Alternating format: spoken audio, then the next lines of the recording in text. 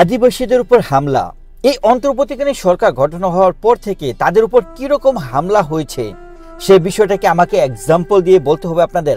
আমি জানি আপনারা সকলে অবগত, কিন্তু আজকে যে আমার বিষয়ে কথা বলবো সে বিষয়টা একটু ব্যতিক্রম, টপিকটা একটু ব্যতিক্রম। গতদিন যে ঘটনাটা ঘটে গেছে সেই ঘটনাটার পিছনের দিকে যদি আপনারা যান তাহলে আমি প্রথমত একটা এক্সাম্পল দিতে চাই।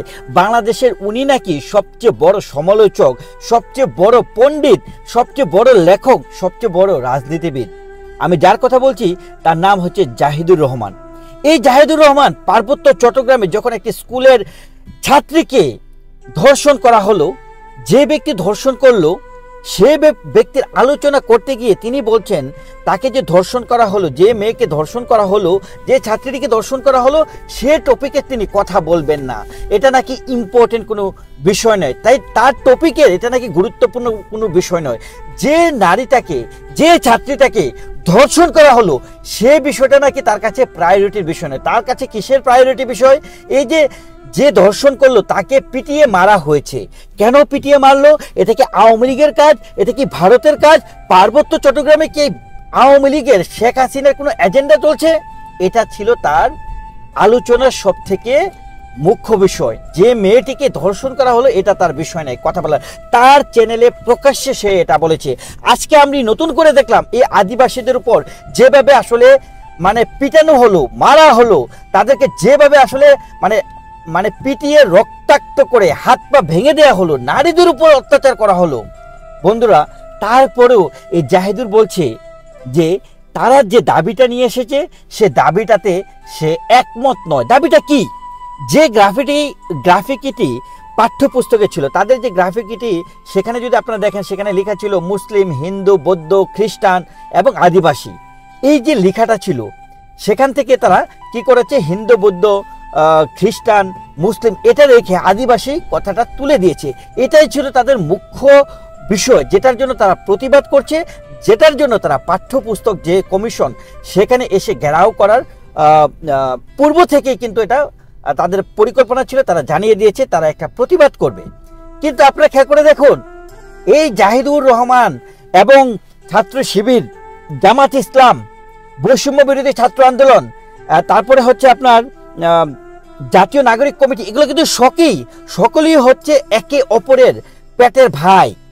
তারা কিন্তু সবগুলোই, যতগুলো নাম নিলাম এগুলো হচ্ছে সকলগুলো দলগুলাই হচ্ছে জামাত ইসলামের পেটে থেকে বের হয়ে আসা। এই জামাতিদের দল কিন্তু এগুলা, জাতীয় নাগরিক কমিটি, এবি পার্টি, আপনার সমন্বয়কারী ছাত্র শিবিরের যে দলগুলা, সকল কিছু হচ্ছে জামাত ইসলামের পেটে থেকে বের হয়ে আসা। তাদের কাজ কি? তাদের কাজ হচ্ছে সংখ্যালঘু, আদিবাসী তাদের থেকে বাংলাদেশ থেকে শূন্য করা, শূন্যের ক্যাটাগরিতে নামিয়ে আসা। আজকে হিন্দুদের যে পার্সেন্টেজ, সে পার্সেন্টেজটা আজকে হচ্ছে <8%। আপনার আদিবাসীদের যে পার্সেন্টেজ 0.something। তো তাদের ক্যাটাগরিটাকে তারা শূন্যের কোটায় নামাতে চায়, তাদের উপর অত্যাচারের একটা শেল বিল্ড আপ করতে চায়। নতুবা এই অন্তর্বর্তীকালীন সরকার গঠন হওয়ার পর থেকে শত শত পার্বত্য চট্টগ্রামে বাড়ি গড়, আপনার দোকানপাট পুরানো হয়েছে, কোনোটার বিচার হয়েছে? একটারও বিচার হয়নি। বন্ধুরা, আজকে যে কারণে এই টপিকটি ইম্পর্টেন্ট, আমি আপনাদেরকে একটা কথা বলি, খেয়াল করে দেখবেন।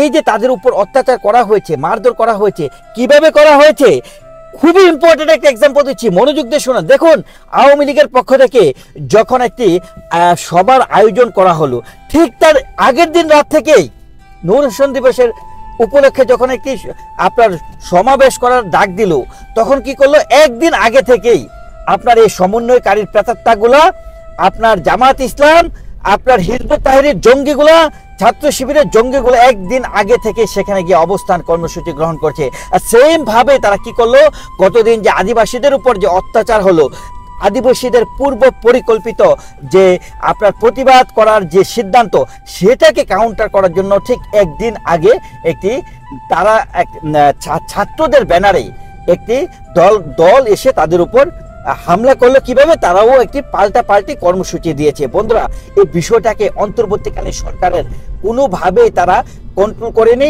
তারা ইচ্ছা করেই তাদের উপর যেন অত্যাচারের শেল করতে পারে সেই জন্য তারা এই কাজটা করেছে। বন্ধুরা, এই আদিবাসী ভাই বোনদের জন্য সংখ্যালঘু ভাই বোনদের জন্য আমরা যদি তাদেরকে আদিবাসী বলে, সংখ্যালঘু বলে তাদের উপর অত্যাচারের শেল বিল্ড আপ করি, তাহলে বাংলাদেশ গণতন্ত্র হারিয়ে ফেলবে, গণতন্ত্র থেকে বাংলাদেশ মুছে যাবে, এটাই হবে বাস্তবতা। তো বন্ধুরা, এই আদিবাসী ভাই বোনদের সাথে আমি আজীবন তাদের সাথে হাতে হাত মিলিয়ে এগিয়ে যাব এবং তাদের যে অধিকার, এই অধিকার নিয়ে আমি কথা বলে যাব। আপনারা ভালো থাকবেন। বিষয়টিকে কিভাবে দেখছেন কমেন্টস করে যাবেন এবং জাহিদুর রহমানের নিয়ে অবশ্যই একটা কমেন্টস করবেন। তার আদিবাসীদের উপর তার এত কেন ঘৃণা, সেটা আমি একটু জানতে চাই বন্ধুরা।